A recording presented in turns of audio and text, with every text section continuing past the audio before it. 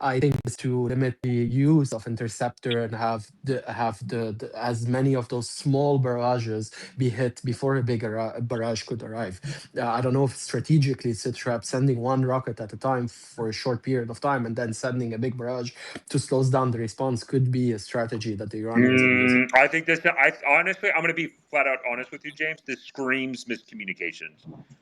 That screams this panic and miscommunication. That's not how you would operate. Like if you're the Iranians, that's not how I would operate. And I have this from experience because, like, I literally one of my previous another jobs. wave of sirens. Another wave of sirens in Jerusalem and the north. My apologies, James. You were correct. It's 4% internet, not 54% left. So 4%. Thank you. Sorry, James. It was 54% earlier. But what I was saying, James, is, and I kind of have experience in the Iranian ballistic missile. I did that in my previous government job and focusing on them. These onesies are not how you would do it. To me, that screams as just chaos and miscommunication, and there's a lack of command and control. Generally, you want to see alerts. That's why when the original one was sorry, breaking. The Jordanian Air Force scrambled. So Jordanian Air Force is in the air right now. Yeah, and that's probably so what I'm interested is to see if there was a ballistic missile. The other ones that I'm looking at from Iran is for the Air Force to intercept would be drones and cruise missiles. Those are the two. What about the Houthis? What about the Houthis? Anybody have eyes on Houthi airspace? In interesting news in the U.S., in New York City, the People's Forum has made a statement that they're coming out to protest the war in Iran. Of course they are. That's Manolo Santos, who should be in jail, at 2 p.m. Eastern Standard Time for those below that are, pro the IRGC, or I don't know, you're into, I don't know what you're into, but one of those things. So no, Stels, we're not going to personal attacks. Again, the last point, Donna, welcome on stage. Wait, is the operation literally called Epic Fury? Yes. It depends. The American the one, US one. Out of Jesus fucking Christ! All right, sorry. All right. Why? You don't like it? Epic Fury. I mean, what is this? Fast and Furious? Like, I don't know. Like, I mean, at least Midnight Hammer. I don't know. It says Epic. I just roll my eyes a little bit at that. Come on. But all right. Well, you can name it whatever you'd like, Citra. Let me know what the name. Yeah. All right. Go ahead. So does it mean it's short because Epic Fury is very short, or it doesn't? Yeah. I don't know. No, just okay. I'll digress. No. So we are getting videos again. I think. So what's very interesting in these, because I'm now seeing the videos from the interceptions that are going on. You're right. One of the onesies. One of the things that the Israelis would have to be very concerned about, and hopefully, if they're trying to protect from their perspective, they have to be very careful of their fire doctrine of interception and how they do it. There's doctrinal ways on how you do it and how many launchers you've launched, but they probably want to conserve that to anticipation. Exactly what you said, James, because more than likely the best tactic that Iran would probably have if they want to attack Israel is they would have to overwhelm. We're not seeing any indication that Hezbollah is interested in getting involved. I think that's a significant loss of the axis of resistance and kind of a failure of Iran. So we'll have to see in the next couple of hours or days if Hezbollah does not get involved in this. They're going to have to lay down their weapons completely at this point. I mean, there's no purpose and no reason. So but go ahead, James. Just pointing out that the coordination between Hezbollah and Iran has been very high lately, and that in the discussions, in everything that has been said in the media, the main point was as long as the regime is not at risk, Hezbollah will not get involved. That has been the flagship response. So if we see Hezbollah being involved, it means that the Iranian regime is maybe feeling at risk. It is the way that the Lebanese people Prime see it. Minister, he said we don't want to be involved in any war. So that's but the Lebanese Prime Minister situation. holds no sway at all. We talked about this. I know he doesn't hold any sway, but it maybe means that he's expecting something to happen also in Lebanon. Yes, maybe. Let's not forget the fog of war, everybody. We probably have a 15% idea of what's really going on. This reminds me a lot of Desert Storm in 91. We didn't know anything like till 12 hours later. We knew the attacks were going on. And this, you got to remember, this is like World War III versus World War I. Nobody has any idea what kind of technology we have. And every time something like this happens, there's new things that come off the shelf. And every time they fire a missile, that site's I just have to jump in. Kirk Island has been struck. which is Iran's premier oil export hub. So there are explosions reported. I'll share it right now in Kirk Island, which is very, very interesting. Sorry, go ahead, continue. Oh, I'm good. Yeah, no, and then we.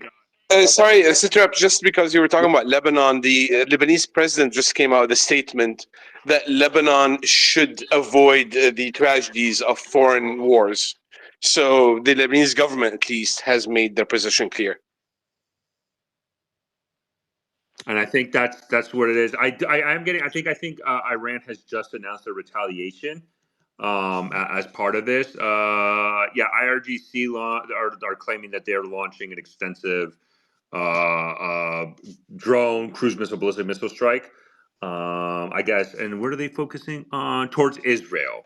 Okay. Yeah, of course. Yeah. Towards Israel. Okay. So I guess I'm wondering. Yeah, I'm wondering if the Bahrain alert are just kind of preparatory, just because of everything. It's very interesting that for now, even though the United States is involved right now, Iran's perspective is to conduct just strikes against Israel. We'll see if this kind of continues against U.S. military facilities or Gulf countries in the region. So reports of the Houthis restarting attacks on the Red Sea and striking ships in the area for now. That's how they are opening the front on the other side. So Yemeni Houthi will resume attack on shipping in the Red Sea area. And then there is a second wave, right? A third wave, probably, or force of ballistic missiles coming from Iran towards Israel. It seems to be uncoordinated, as you're saying, Sitrap, but we'll look moving forward what will happen. And also there's reports that the internet is being shut down in Iran. NetBlocks reports that network data shows that there's almost a near total internet blackout. So we're probably going to see less stuff coming out now. James, I invited Jonathan Heston. If you see him, grab him if he's able to come in. Thank you. Who did I want to go to? Dana, you haven't talked yet. What do you think is the end goal here? Where do you think we're moving forward? And do you have any news about stuff on the ground? Hi, James. Hello to everyone. As an Iranian, this is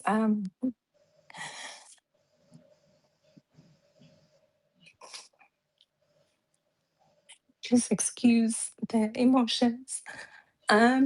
I have just come back from dinner with an Iranian friend, and the whole discussion was, of course, concentrated on the threat of war and what's happening on the ground. And she was talking about, she's got very close families. Her parents and her siblings are in Iran. And she was talking about the circumstances that they're facing, the everyday worry that this war might happen.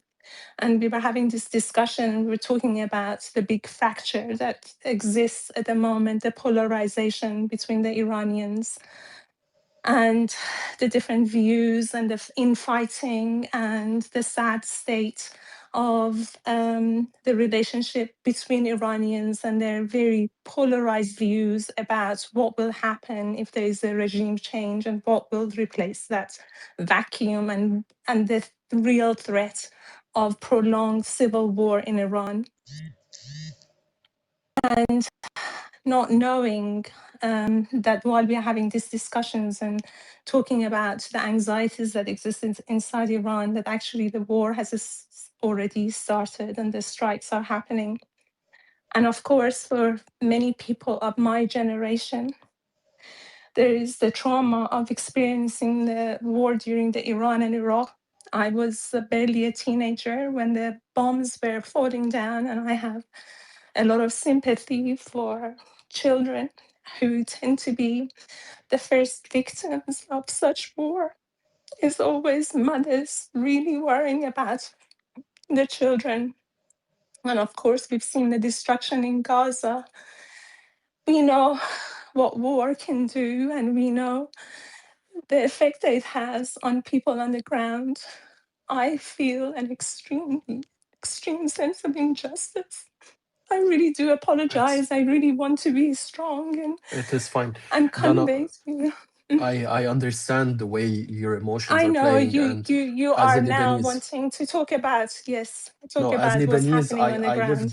I lived the same experience when the war Hmm. happened in Lebanon. Even though I have my differences with the groups that were being attacked, when a region is attacked, it's always different and it's always hurts. And it's important to hear the voices of the people that have stake in the game and that have a relationship with the thing. We understand that the war is happening between two major countries, and that the attack is attacking a government and another government are deciding to attack. But it's important to always remember, as Dana is saying, that there's people on the ground that are affected by this.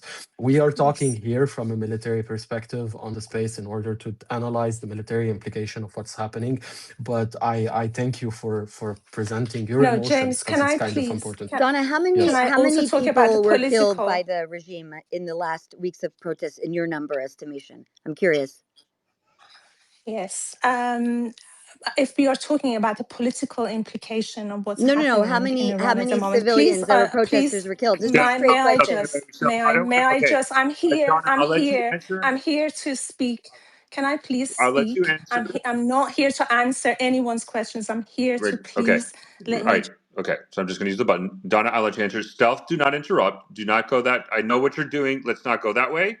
Let her finish her point and do that. And then I will be coming in with additional feed. Actually, I'm going to pull up the feed right now. So Donna, I'll let you speak. Please go ahead. Thank you very much. What I'm trying to convey here, maybe not so as You set up precisely as I would alarms have liked to, in because Israel.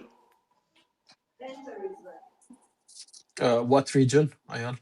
Sorry, This is breaking in news. Dana, I Netanya told us where they I'm got. at. So this is going on right now. So we got the minute and a half warning. I'm going into the shelter. Okay.